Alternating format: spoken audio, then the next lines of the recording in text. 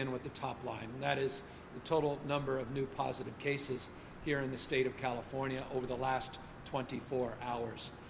We report today some 4,890 individuals tested positive for COVID-19. Tragically, we lost 79 lives in the last reporting period, and we have seen a modest increase both in hospitalizations and total number of ICU patients in the state. Hospitalizations went up some 3.3% in the last 24 hours. ICU patient volume went up 4.4%. As I've been doing over the course of the last number of days, we have been marking trend lines that increasingly are headlines across the nation as it relates to positivity rates in the state of California. And I'll remind everybody that positivity rates become foundational as we increase the total number of tests. And remember, just a day or so ago, we announced over 101,000 tests that were completed in a 24-hour period in the state of California.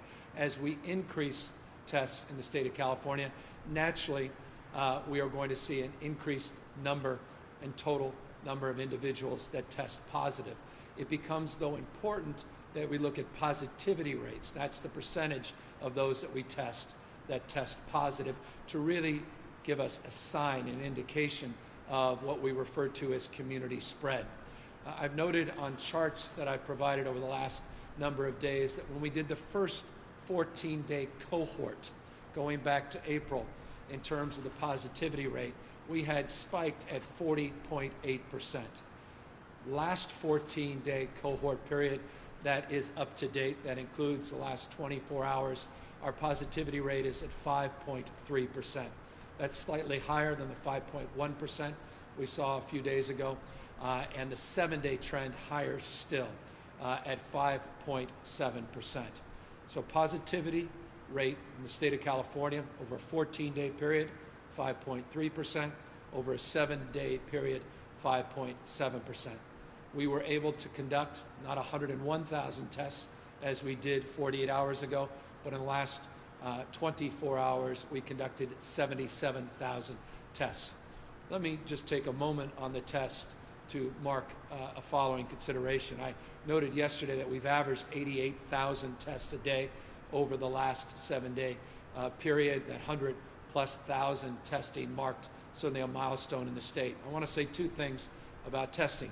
We still need to test more people, number one. Number two, I also want to mark appreciation. Today, we end the formal task force, the testing task force that we put together a number of months ago. And I want to thank the co-chairs of that task force, Dr. Charity Dean and Paul Markovich from Blue Shield. They did an outstanding job. I cannot be more grateful on behalf of a grateful state for their efforts. The fact that we've averaged over 88,000 tests over the last week is testament to their efforts and their entire team that they put together. Recall, just a few months ago, we were testing just shy of 2,500 people every day, 2,500 a day.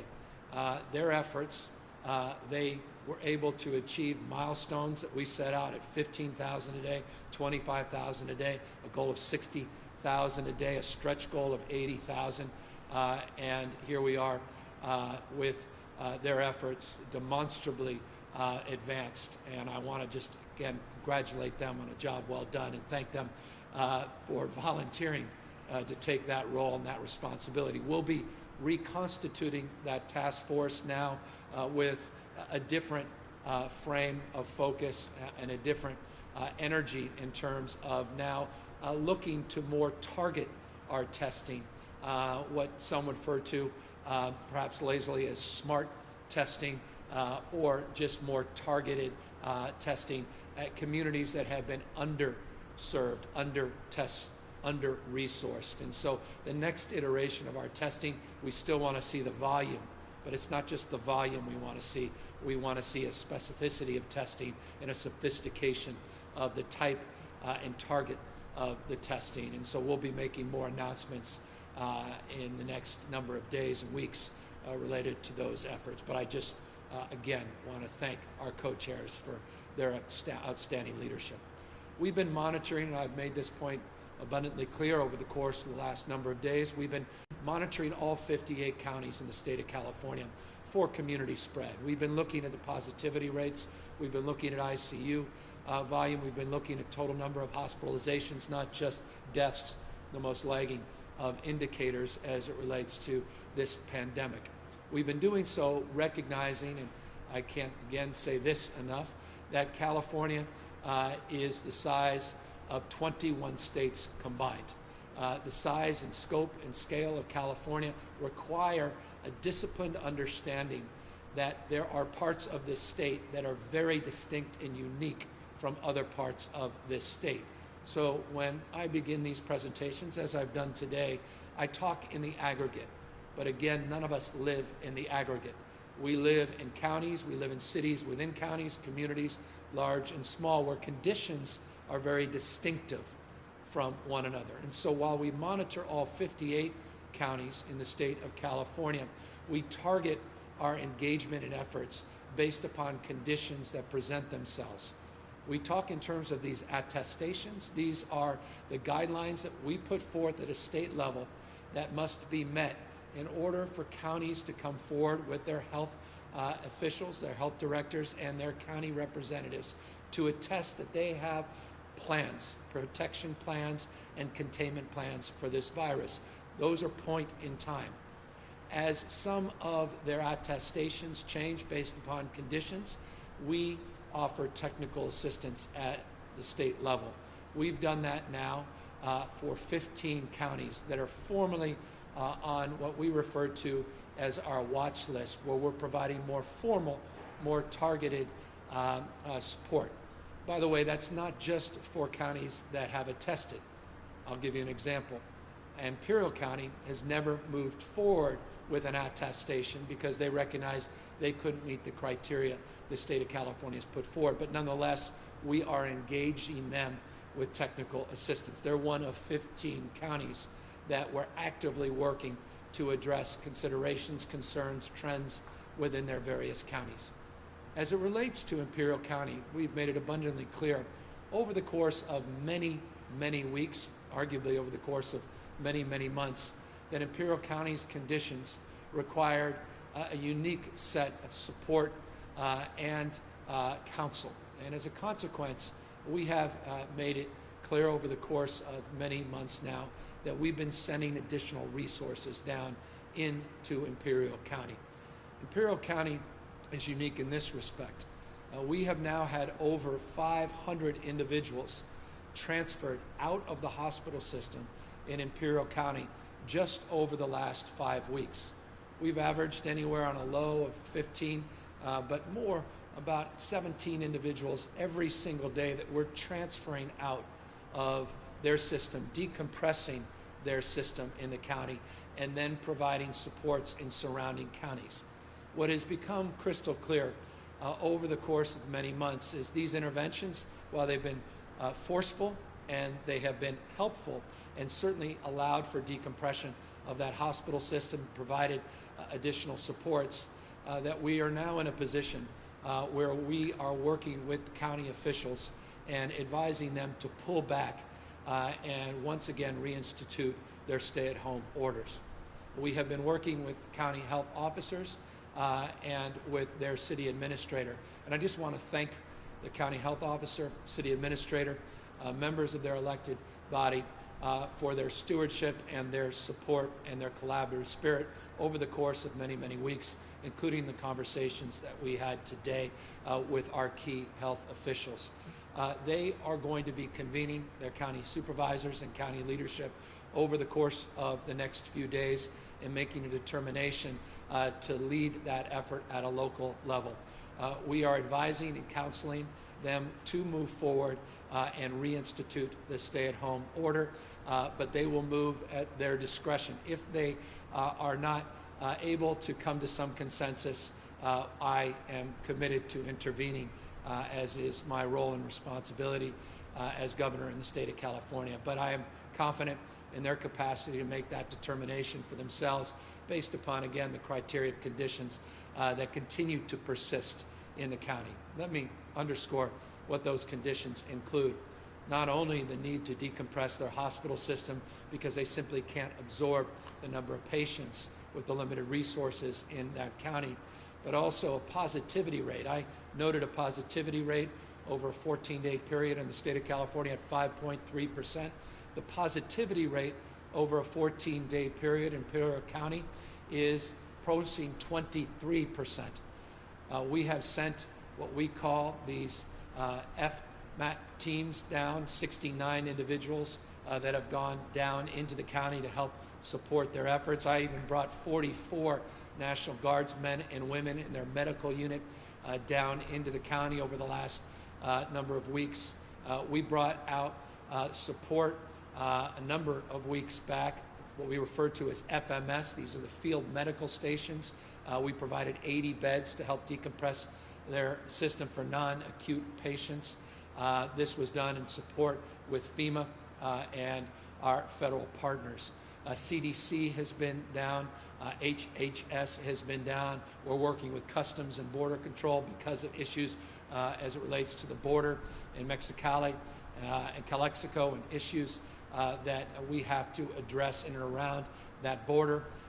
We obviously are at a point now where the impacts in surrounding counties, the impacts in the public health within the counties is such that we believe it is time to dial back as it relates to their efforts. Remember, they never moved forward as far as other parts of the state, but nonetheless the conditions are such that it's time to pull back further. We have 2 OptumServe sites. You may recall the OptumServe is our partnership for testing sites that are in the community. We've also provided 1.1, almost 1.2 million, 1.151 to be exact, a million masks into a community that includes 180,000 population. 1.1 million masks we have distributed down into the county. Over 500,000 N95 masks, just shy, of 500,000 N95 masks. We have provided gowns, gloves, face shields, and the like. We are committed to providing more resources in real time to help support their efforts as well. As I recognize, good enough never is, and we are finally in a position with these large contracts where now we've received just from one contract, BYD, 33 million N95 masks. We're in a much better place now to even be more supportive to our friends, our partners, and community in Imperial County. And so these are the efforts that we wanted to update you on today. We continue to press even more efforts. I want to just acknowledge Vice President Pence, who has reached out and to support those efforts in the county proper. I want to thank incredible leadership, Bob Fenton and FEMA, and their partnerships and their stewardship and focus on the needs of this county. And I want to just thank our team that includes the Department of Labor, includes EMSA, and partnerships there. It's California Department of Public Health that has strike teams down there. In addition now to our agricultural partners and additional partnerships from state agencies that are now helping support the cause of mitigating the spread of this virus in the county. Final point, I also want to acknowledge our leadership of Mark Gilladucci at the Office of Emergency Service. There's one county in the state where we are providing 100% of the costs related to the emergency response. It's in this county where FEMA traditionally will pick up 75% of the cost, 25% of the costs are borne by the state and local government. There's no cost that we are assessing related to that partnership with FEMA in Imperial County. That partnership, we are absorbing those costs, we are absorbing as well. So look, we recognize the economic costs of what we are arguing for. We recognize the economic costs that COVID-19 has already impacted on the community. but we recognize now our responsibility to keep people healthy, keep people safe, and step up our efforts. So 15 counties overall that we're monitoring very, very closely. All 58, of course, that we have oversight and continue to monitor. Numbers, 4,890 positive tests, a little bit better than yesterday, a little bit better than that record number north of 7,000 a few days ago. But these trend lines over the last 7 days, over the last 14 days are disturbing, and that's why I cannot impress upon people more to wear these masks when they cannot practice physical distancing, to continue to be vigilant about the spread of this virus. We are entering into a weekend where so often it's the case, people let their guard down. Do not be one of those individuals. Continue to practice physical distancing, social distancing. If you are going to break with tradition, common sense, and you're going to invite your neighbors or friends or extended family members over against the advice and counsel of local health directives, wear a mask, practice physical distancing, express your appreciation, your friendship, and your willingness to reach out and connect with others in a way that keeps them safe and keeps you safe as well. That said, and I will repeat this message before I let you all go, unless you want to turn off this communication, which I appreciate. But first I want to ask Dr. Angel to come up and talk a little bit more about the 15 counties that we're monitoring, but particularly this one county in Southern California that needs particular attention. And then I'll get to why we are here at this wonderful warehouse facility in the first place, update you on a new partnership to help support California manufacturing and help support job creation in the state of California as well. Dr. Angel?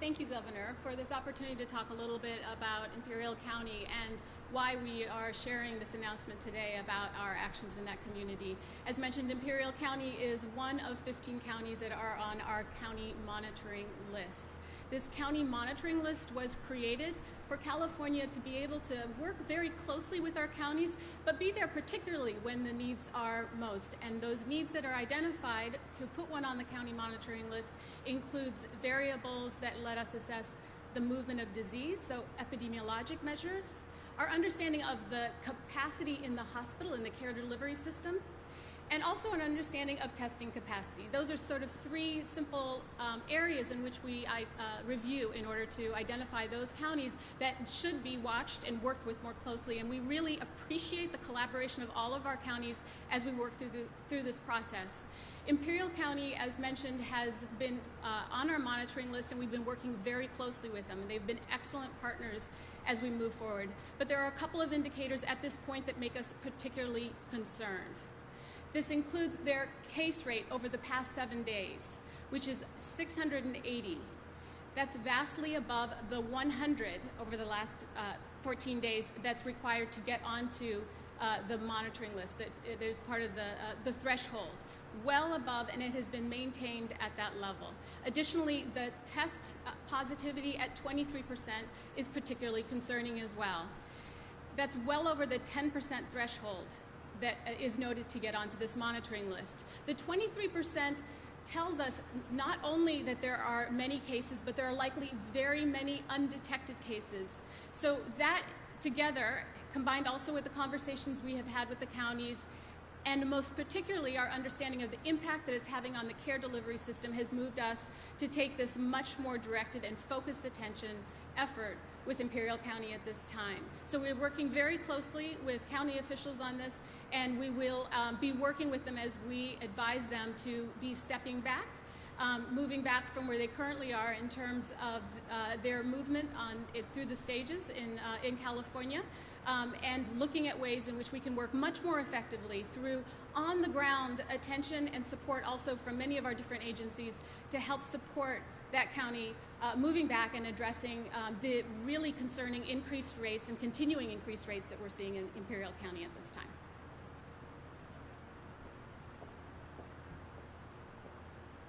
Thank you, Dr. Angel, and thank you for your outstanding leadership and stewardship and support of the efforts to work through this recent increase in total number of positive cases in the state of California. I want to now just briefly turn to the reason we are here in Tri-Tool manufacturing facility and update you a little bit on some of our efforts to really focus in on California state businesses, California state manufacturing.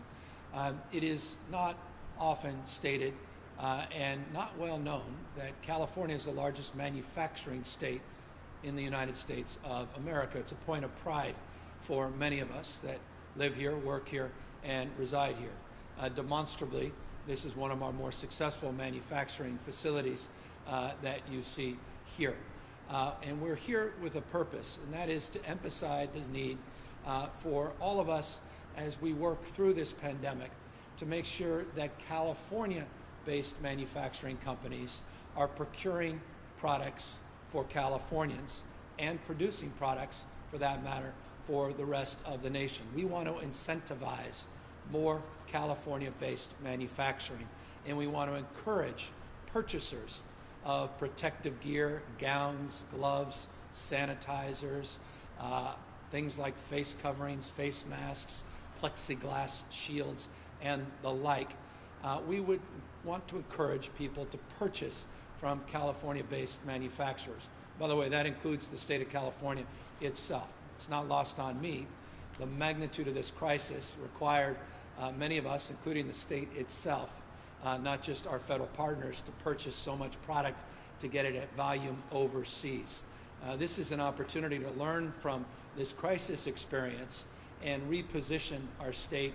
For that matter, we should be repositioning our nation to be better prepared for the second wave of this pandemic, and certainly better prepared for the future to be able to maximize volume at the kind of scale that's required of a state and a nation as large as ours. And so we've been working in partnership with GoBiz, again, our economic development arm in the state, working with California leadership at our Office of Emergency Services to really look at our supply chain needs and to look at the needs of supporting manufacturers in the state of California. That partnership is led, and I'm going to ask Lance to come up here in a moment, by what we refer to in the state as CMTA. And they are the organization that is the champion for more California-based manufacturing. We've been in discussions for the last few months to talk about how we can be more supportive of California manufacturers, how we can encourage California manufacturers to retool their assembly lines potentially to help meet the needs of these critical products, particularly 8 specific products that are non-medical grade products that can help support our efforts in the state of California to keep people healthy and protect them as we work through this pandemic. I have been out, and some of you may have noticed, in some of these manufacturing facilities, Bloom Energy, a number of months ago down in Silicon Valley. They were helping us with repurposing and upgrading some of our ventilators that we had received from the federal government, some from our own cash in the state of California. Today, I'm very pleased that through this partnership with CMTA and a new online portal called safelymakingca.org, safelymakingca.org, that we now have an online portal where people can match their talents, their skills with their needs. This portal is special for a number of reasons. Not only have we vetted the manufacturers, now over 300 that are on this new platform, but we're also making available PPE at no cost to industry associations in this state. I want to repeat that.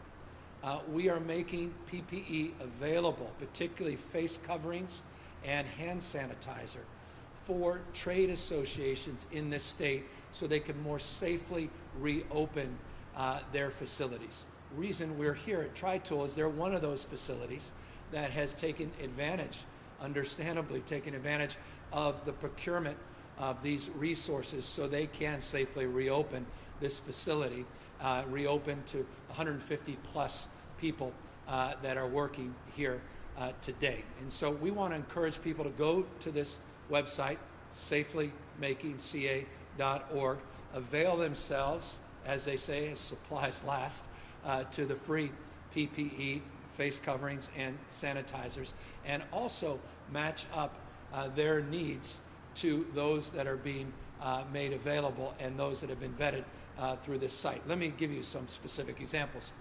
One of the most well-known sunglass manufacturers in the world, Oakley, down in Irvine, California, they have retooled a portion of their facility and made available face coverings, face shields to be specific, as part of the product that they are now producing and making available to others. We have Align Manufacturing. That's another company, well known, Invisalign, that does a lot of 3D related printing related to dental needs. They are now retooling for ventilator needs, some of their manufacturing here in the state of California. Interstate Manufacturing, a nearby Sacramento-based company, doing those plexiglass shields that are being made available that you see a lot of grocery stores and other outlets. Just 3 proof points, 3 examples of companies that are meeting this moment, that have really stepped up, retooled to be supportive, not just retooled to make a profit, but to really make a difference. And so we want them to make a difference and make a make product and or rather profit. And so we're hopeful that folks will take a look at this portal, take a look at this website, avail themselves to the work that Lance and his team have done. And with that, let me just ask Lance to talk more about that work more specifically and the kind of vetting that he's done and the kind of products and protocols that he's advanced to help support California-based manufacturers. Lance? Thank you very much, Governor Newsom, for the opportunity and your leadership during this crisis, the worst in a generation that California has faced. I want to thank the agencies that he mentioned at the beginning, because several months ago we got together and realized that if we didn't do something, the pandemic would get worse. So we sat down with the governor's office, GoBiz, the Office of Emergency Services, and the Department of Technology on the concept of establishing a marketplace for PPE so that we could reopen the economy. And here we are today announcing that. As the governor said, it's safelymakingca.org. We're very proud of the program. It's a marketplace that will link manufacturers with consumers. In order for us to make that effective and successful, we had industry partners that worked with us, including the California Restaurant Association, California Grocers Association, California Retailers Association, the Western Growers, Agricultural Council of California, California Farm Bureau Federation, California League of Food Producers, and locally here the Sacramento Metropolitan Chamber of Commerce. It's this collective effort through our trade associations that we're going to really make this project successful and effective. But behind the scenes, we've had partners like Autodesk and Intel that are dedicating their resources to make this work very well in the background. So when you're visiting that website, it's going to be through the good works that Autodesk and Intel have done. And I'd be remiss if I didn't thank the CMTA team to get us to this point. We are primarily an advocacy organization, but we've pivoted our own operations to make sure that we are able to launch something like this, which is a Californians for Californians initiative. So I'm very pleased with them. We are here at TriTool, a great CMTA member. As the governor said, they're a recipient of some of the OES provided PPE. It was just delivered yesterday, and they're using it now, so it's really great. And the governor also mentioned Interstate Plastics, which is just across town right now, making those shields so that restaurants and grocery stores can open up and serve Californians all together. We look forward to this being a successful regional program. That's the magic of it all. And for the coming months ahead, the program will adopt and adapt as necessary. But thank you, Governor, for the opportunity to do this and for helping us launch that very important initiative today.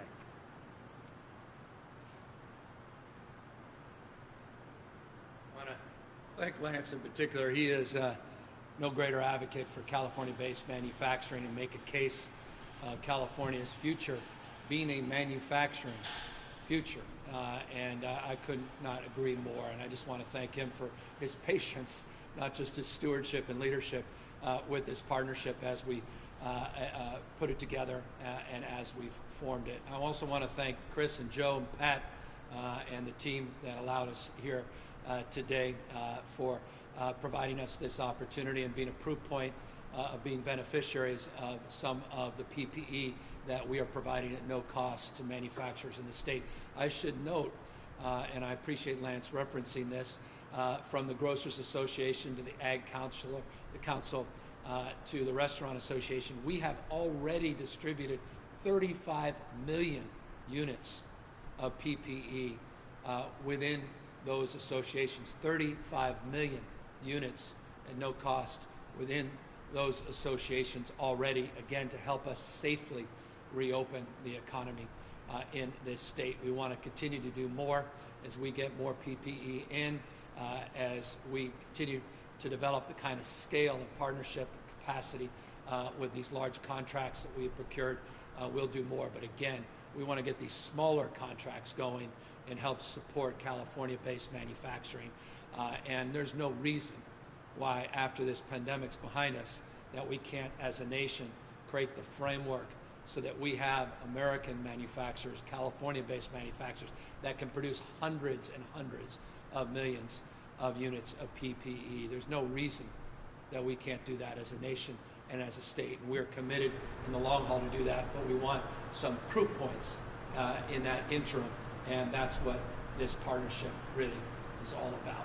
Let me just circle back and close as I began. We talked about Imperial County and the need to begin to toggle back. We, as well, a few days ago, talked about our appreciation to Disney and their willingness not to move forward with a July opening or reopening of their theme park. It was noted in Disney's announcement that the state of California has paused their further efforts to open up more sectors of our economy, meaning the state had, over a week ago, paused in putting forward new guidelines. Again, guidelines don't mean go. Guidelines are how to safely reopen. We allow that determination at the local level of when to move forward, but the guidelines are predicates to even doing that. We have delayed those guidelines. Disney, to their credit, recognized that and made that public. That is the case. We are at pause, have been for over a week now, and there is nothing to suggest, based upon the criteria and conditions and those trend lines that are developing the headlines across this nation, but subsequently here in the state as well, that we'll be moving anytime soon by pushing further with those protocols and those announcements. That said, it was just announced in San Francisco that they are also pausing their next phase of opening and reopening that they were looking forward to this Monday. This is exactly how the system is designed in the state of California. Again, parts of this state, rural parts of the state, parts of the state that haven't been impacted by this pandemic, going at different paces with a dashboard responsibility that we have placed on local health officials that we monitor. Other parts of the state going at different paces, and a willingness, again, as always, what we refer to as a sixth indicator, we've talked a lot about the last few months, to be able to toggle back and working with partnerships at the local level, Imperial and elsewhere. I expect we'll see that kind of pause, the kind of movement you're seeing in San Francisco, we hope to see in Imperial County take shape. So that's the update for the day, and as always, we look forward to answering a few questions. Hi, Governor. Sophia Bolag here with the Sacramento Bee. I'll be asking questions on behalf of the press today. You mentioned toggling back. Are you planning to toggle back any statewide guidance or orders at this point? And specifically, are you planning to allow bars to continue to stay open given the higher risk of transmission at those businesses? I think exactly what San Francisco did is exactly what the system was designed to do, and that is to empower local health officers based upon the conditions in their community. Remember, I can't say this enough, California is not one size fits all. This is not a small state. The population of the state is equivalent to 21 states combined. So when you look at the prism of California, the only responsible way to look at it is through a bottom-up lens, not just a top-down lens. Each county being monitored, each county that has unique criteria and conditions, and within those counties, unique conditions as well. One county, Imperial, Clearly the conditions persist that have generated consternation, and we are encouraging and advising them to now pull back and reinstitute a stay-at-home order. I'm very pleased the leadership in San Francisco, their county health directors, I imagine you'll see others doing the same. We have already paused well over a week ago further reopening certain segments of our economy, and we certainly reserve, based upon conditions at the local level, based upon particular criteria that we put forth and the monitoring of these 15 counties, reserve the right to consider the specifics of the question as it relates to specific sectors within our economy and whether or not we want to pause the reopening or toggle back as well, and we'll make that determination in real time.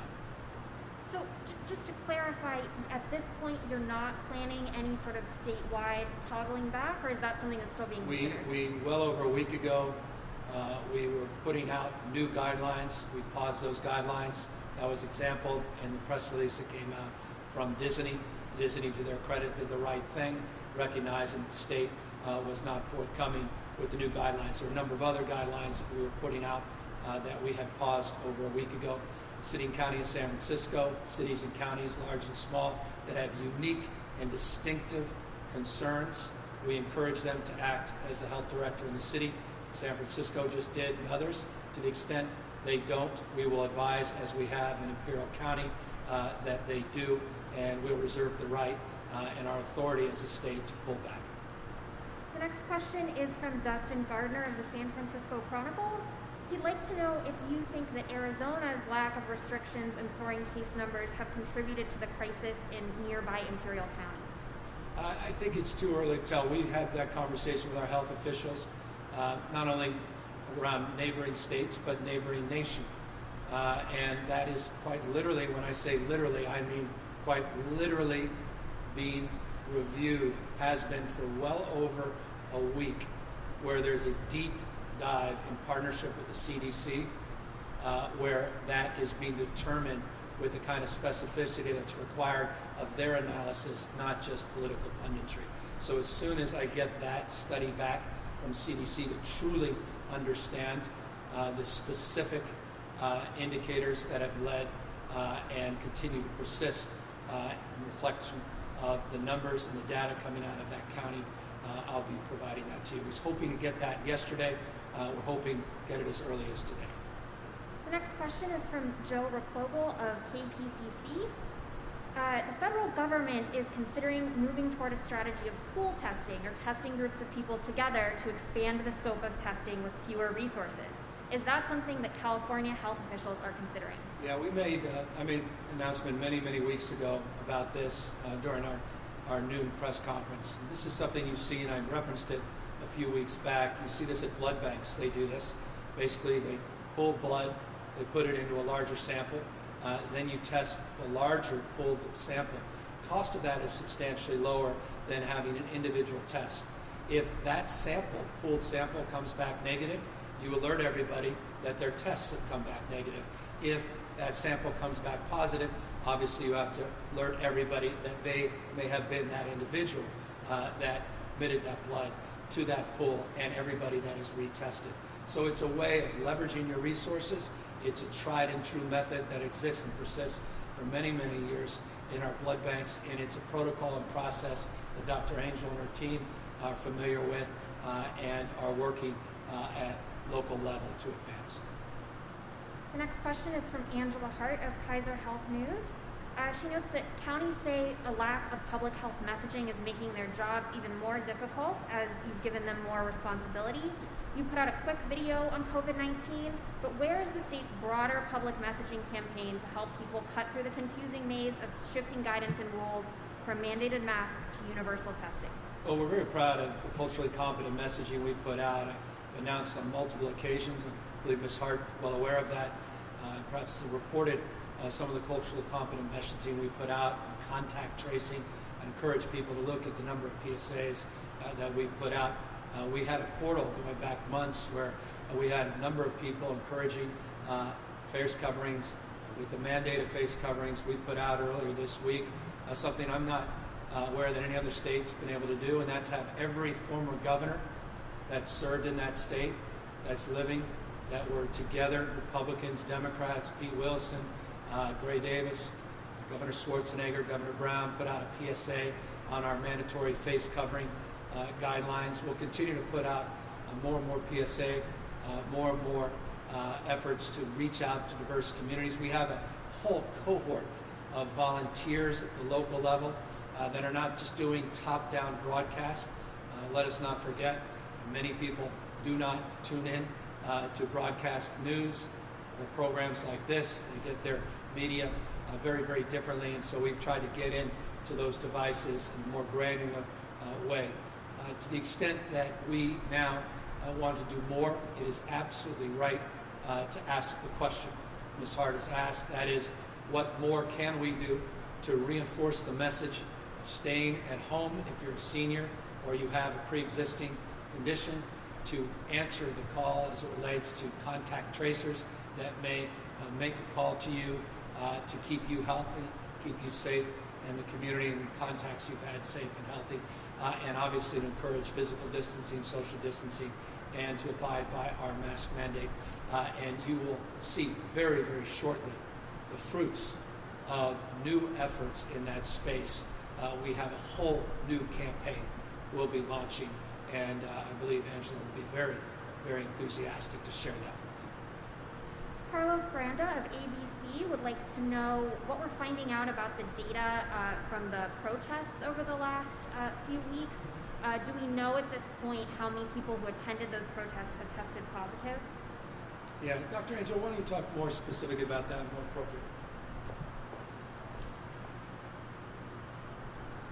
This is a very important question because it's part of a larger question also of where our cases are coming from and where people are getting exposed and testing positive from, particularly during these times of increased population movement through the protests.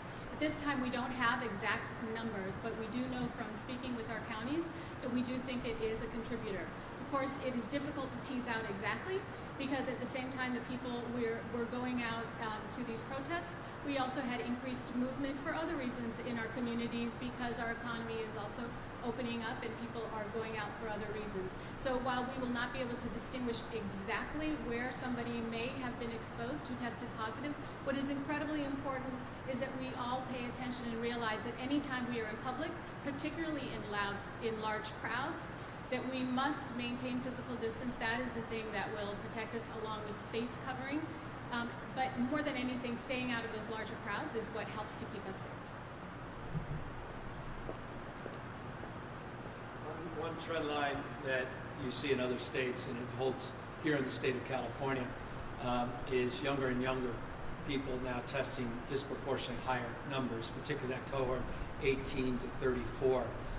We look on a daily basis at that data, and it is bearing out not dissimilar to other states that age cohort that believes in many cases they're invincible and they're somehow immune from the impacts of COVID-19. We are seeing higher and higher rates of that age cohort now testing positive for COVID-19. The next question is from Kathleen Ronayne of the Associated Press. She notes that some of the projections in the data portal you released yesterday are quite stark, hundreds and hundreds of deaths within the next month. Do you think Californians understand the urgency of the situation we are in, and how worried should they be? Well, I don't know what more we can do to impress upon people. We don't lightly put forward a mandate to wear face coverings unless we think that will not only protect you, but protect others and mitigate the spread of a deadly disease. I don't know what more evidence we need. 79 human beings lost their lives, 79 families torn apart because they lost a loved one just in the last 24 hours. What more evidence do you need? Looking at the nightly news, the headlines all across this country, states large and small experience record numbers of COVID-19 cases, hospitalizations going up, number of people on ICUs going up, number of people on ventilators going up. I just sent 76 ventilators down in Imperial County. We are in the midst of the first wave of this pandemic. We are not out of the first wave. This disease does not take a summer vacation. And let us disabuse ourselves that somehow the lazy punditry that was out there that somehow this is seasonal disease and triple-digit weather will annihilate it. Look at these states that are seeing unprecedented record increases. There's no correlation in that respect, quite the contrary. So I cannot impress the people more as you move in to understandably a festive mode, reflecting on the birth of a democracy and freedom, and we celebrate our independence as a nation, to do so responsibly. And what so often is the case is we get so fatigued that we say, well, to the cohort that we've been with, our immediate family, we love you, but boy, we miss Uncle John. And why don't we bring Uncle John and the kids over this weekend for a festive barbecue? Well, you may be putting Uncle John's life at risk if you do that the way you used to do that. And I cannot impress upon folks more the virulence of this disease, the nature of the transmission of this disease, and how we are experiencing unprecedented growth in the total number of cases. And you will see, mark my words, I don't say this lightly, I don't say this to be maudlin, I don't say this to portend any negativity. I want to maintain a spirit of optimism, and I maintain that in terms of our capacity to get through this. We can, we will. But you will see with the death rates, they're lagging. You will see with these positivity rates going up in the last week or two, that in the next week or two, you will start to see numbers increase, not just in the hospitals, which we have seen in this state. Remember, just the last 24-hour reporting period went up another 3.3%. But you'll start seeing that tragically in the number of lives lost. And it's not just 80 and 90-year-olds that are losing their lives. And it's not just 65-year-olds and over that are getting positive test results back. And so please, even if you don't feel sick, you may be transmitting this disease. You may be pre-symptomatic, you may be asymptomatic, but you still may be a vector for transmitting this disease to vulnerable people. Someone that may appear healthy in line with you at a grocery store wearing a face mask, you may be pre-symptomatic, and that person may have leukemia, and you may put that young girl's life at risk and never even know you did it.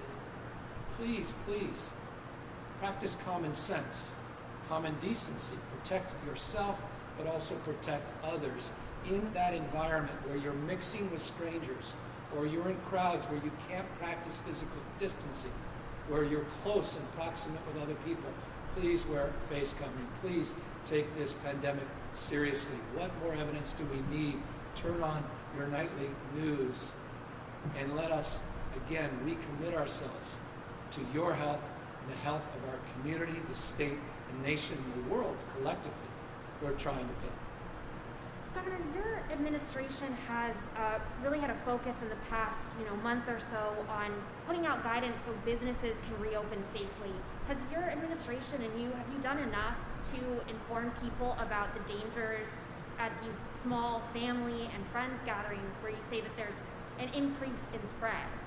Well, I'm saying an increase of responsibility. I don't know that I could repeat what I just repeated enough, and I've repeated that on every opportunity, every occasion that I've been in public. So I'll do more. Try to do these on a daily basis, to the extent I can have multiple messaging, get other messengers, former governors, getting celebrities, getting people that truly can reach out to diverse communities in the state of California, trusted messengers to deliver this message. We've been doing that for months and months and months. I have made this point on ad nauseum occasions. You, among others, have written about it. I'll say it again. Guidelines don't mean go. The putting out guidelines is how to safely reopen, not when to safely reopen. And I say that also in the context of the way we have organized our reopening strategy in the state. It's not been top down, it's been bottom up. So it has another layer of consideration, and that is local health officers that understand the unique conditions in their community, that also have to attest to conditions and criteria, that also have a responsibility to put out information and guidance at the local level and monitor their success as it relates to safely reopening. You've seen counties that have done that very effectively. Some counties like Imperial that have not been able to even move into that attestation process because they can't meet that criteria. And you're seeing a lot of leadership local level that's also amplifying this message. It's not just one person selling down a vision. It's all of us that have the responsibility to communicate this message. And one thing that communicates the message is not just the substance of wearing a mask, but the symbolism of wearing a mask. Because when you're wearing a mask, you're also sending a message that we're not out of the woods, that we're still in crisis. This pandemic is still real. And that's why it's so important. And we've been reinforcing that on a daily basis. And I'll continue to do as much or more than we have in the past, the next days and weeks and months. And as I said, we paused a lot of the next phases. We're grateful for local elected officials and local health officials for making determinations on their own not to move forward in the next phase. And as we have in Imperial County in the announcement today, we reserve the right to toggle back if we don't see movement at the local level. So I wanted to also ask you about the state budget that lawmakers are slated to pass and send to you today. Your administration had initially asked for close to $3 billion in funding to spend on coronavirus response. The legislature has agreed to a smaller number, about $716 million. Do you think that's going to be enough going forward, especially after the legislature goes on recess to, respond to COVID-19 in the state? Well, I think we will sign. I hope they pass what I believe is a responsible budget under the historically difficult circumstances that have been presented to the state. $54.3 billion budget shortfall. Just 4 months ago, we announced a $6+ billion projected budget surplus, which we believe likely would have been substantially greater than that based upon information that came in terms of revenue growth in the weeks and month after I made my January budget announcement. Under those circumstances, ability and needs to address the needs of so many in this state and desires for people not to see cuts but actually see greater investments, our ability to draw down our reserves in a responsible way, including our safety net reserves, not just our general fund Prop 2 reserves. I believe we're in a position where those numbers will be adequate to the task. But we have authority and we have a great spirit of partnership with legislative leaders to do what we must to keep people safe if conditions require that. I also cannot just say enough about our partners at FEMA who have been extraordinary and my confidence in the incredible partnership and leadership of Speaker Nancy Pelosi and my expectation that the federal government, and I really believe this, we've been calling for this probably as aggressively as any state in the country, but my confidence in her leadership and the leadership in the Senate that will do the right thing in the next few months and provide even more supports for states like California to address COVID-19 related expenses. And I think that will also be additive and help with that task. Any other questions? Yes, Melanie Curry of Streets Blog California has a question about farm workers who are essential workers and at high risk of exposure to COVID-19. She's wondering if you can discuss what's being done to protect their health, inform them of their risks, and make sure that they are cared for and isolated and that the food supply chain is protected. I was very proud to sign an executive order protecting critical essential workers, provide them sick leave protection as a state. We highlighted that. We highlighted the essential nature of that workforce, in particular our farm workers. We've been working with seasonal farm workers, Monterey Coast, Salinas Valley. We have a lot of seasonal workers who will be coming into the Central Valley, working with local elected officials, community-based organizations to help with that specific kind of outreach, protect those workers. As Lance just said, because of the CMTA partnership, I couldn't be, again, more pleased and proud of their work. We referenced a moment ago 35 million masks that we've distributed into the restaurant associations, the grocer associations, but also, as I referenced, the ag councils to help our agricultural workforce as well. So we've been targeting PPE in that space, not only through the CMTA partnership, but also directly We've been targeting workplace protections to the farm workers and seasonal workforce that's come in. We have a lot more work to do, but we cannot thank our farm workers and those essential workers more, because those are the folks that fed us in the midst of this pandemic, those stay-at-home orders, and we owe tremendous debt to that workforce. And my gosh, if there was any moment in our nation's history, particularly this moment with so much division, consternation, fear of the other, focus on xenophobia and nativism, to pause and reflect on what's on our dinner table every single night, and the champions and the heroes that didn't take a day off, put their lives on the line and risked themselves as we were staying home. It's those farm workers, not just in the state of California, but all over the country, that deserve praise and deserve finally recognition. Many, yes, forgive me, that are here without documentation, but we're essential workers that you counted on so you can eat and feed your children. Forgive me for moralizing that, but it needs to be said. It needs to be said much more often than it's been said. And final question from Judge Sovereign of KCBS. As you know, New York and the tri-state area are quarantining visitors from high-risk states. California is still not on their list, but we do exceed their criteria. Have you had any conversations with Governor Cuomo or the other governors about this?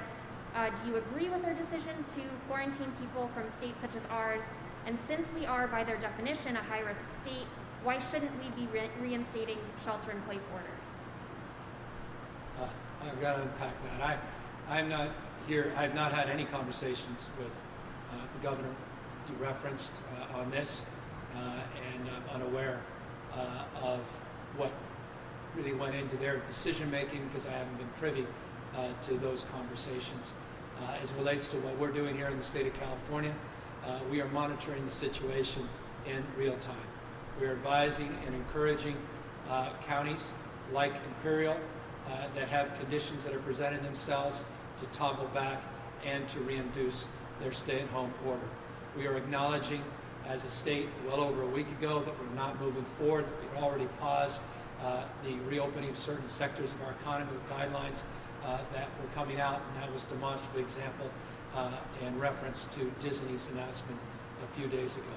I also, just a few moments ago, reinforced my appreciation for local leadership, least of which leadership in the city and county of San Francisco, where I once served, their health department, their mayor, and others that have also made a determination based upon local conditions to pause.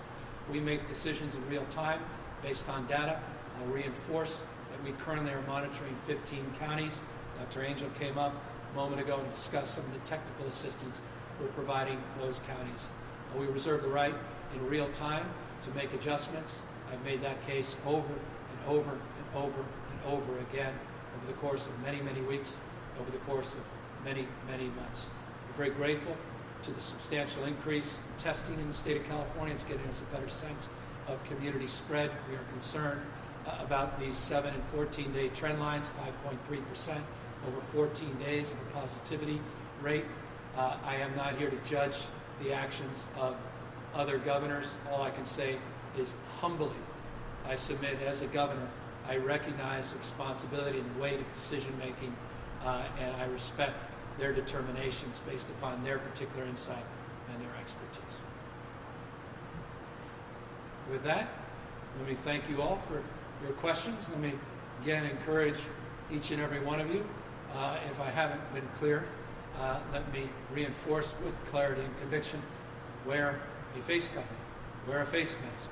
Not only to protect yourself, but to protect others, and to send a message to people that think somehow we're out of this crisis, that we are not out of this crisis. We are still experiencing the first wave of this pandemic. Each county in the state of California is entrusted with deep responsibility and now more and more accountability.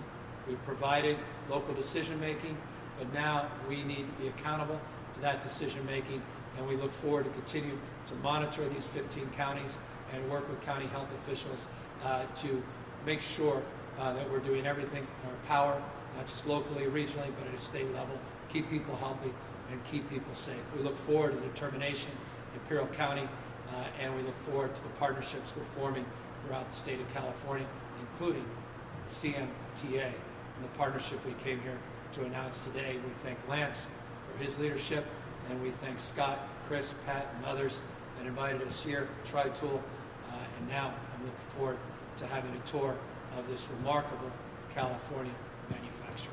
Have a good weekend, everybody. Stay safe. Wear a mask.